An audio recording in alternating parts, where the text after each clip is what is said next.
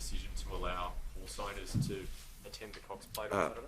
Yes, I did, and it was the wrong decision to make, and that's why it's not happening.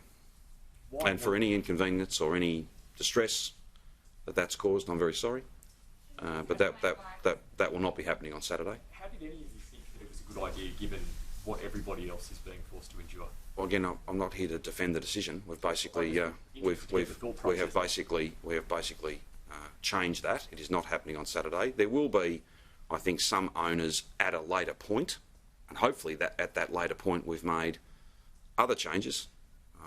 I suppose, Lundy, I can only be clear with you and say it was the wrong judgment to make. The Minister's spoken to that this morning. I'm confirming for you that it's not happening, and I am perhaps less focused on what's not happening on Saturday and more focused on what I genuinely hope can happen on Sunday, and that's some announcements around further easing, which will make lots of things possible and give people back many different freedoms and lots of different important parts of their life that they have well and truly earned. Premier, can you please explain why it was considered safe for 500 plus people to attend the races, but still thousands of local businesses can't reopen? Well, I'm not here to provide medical advice. This went through a normal process. It was deemed safe. They weren't all, literally, they weren't all sitting on top of each other or next to each other. They would have been spread out. They would have been there in smaller numbers over the course of the day. Again, I'm not here to interpret that, but it went through the normal process. But it was the wrong decision. I'll cop that. The right thing to do is to change it. That's what we've done. It won't be happening on Saturday. We're constantly told that these decisions are based on science and data. Is it fair to say that that wasn't based on science and data? That's not fair to say at all. Sorry? That's not fair to say at all. I've just confirmed for you that these matters went through the normal process and there was public health advice, and it is wrong to characterise, it's not 500 people in a space the size of this. It's outdoors, all those things. In any event, it went through the normal process. It was the wrong decision. We have rescinded that decision. This is not happening on Saturday. And with the greatest of respect, I'm much more focused on what is potentially happening on Sunday rather than the things that are not happening on Saturday. I apologise if there's any distress or concern that's been caused. I think that it was not the right decision to make, but it was right to cancel that and to make sure that that doesn't happen. And can we clarify, was it cancelled because it was unpopular? So it was acceptable from a public health point of view, but cancelled because it's unpopular? Is that correct?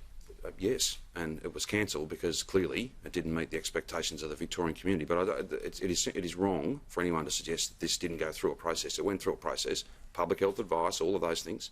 But clearly, it was, when you reflect upon it, it was not the right decision to make. I can't be any more frank than that. We shouldn't have made that decision. We did, and now that decision has been changed, and that will not be occurring on Saturday. And hopefully, there is a time once we've made. We do genuinely hope on Sunday to be able to make some announcements about the future, and if these numbers stay on trend, then we will be able to do that. And there will be a place for lots of different events, but there'll be, rather than one particular event being treated differently, there will be perhaps a greater freedom across many different events, and hopefully that meets with significant support. Do you think people are justified in having less confidence if the 8 of you made that decision that you concede? Well, it's many more than 8. Sure, but if the 8 ministers, well, look, if you made that decision, are people justified in having less confidence in you? I would respectfully say to people, no. I wouldn't invite people to form that conclusion. Some may. That's a matter for them. But if you get it wrong, then you stand up and you say so and change the decision and move on. And that's exactly what we've done, and it won't be happening. So I think that is the appropriate step to have taken. Minister for Racing has spoken about this a bit this morning. I understand he's going to do a press conference later on today, and he can answer any other specific questions that you have about an event that's not happening. I know it's of great interest, but it is not happening. I can confirm that for everybody watching and listening at home. Are you able to say who actually approved it? Take us through the process of how it... I think the process is well understood. There's public health advice from the public health team, there's a cabinet committee, there's lots of discussions back and forth on literally hundreds and thousands of issues.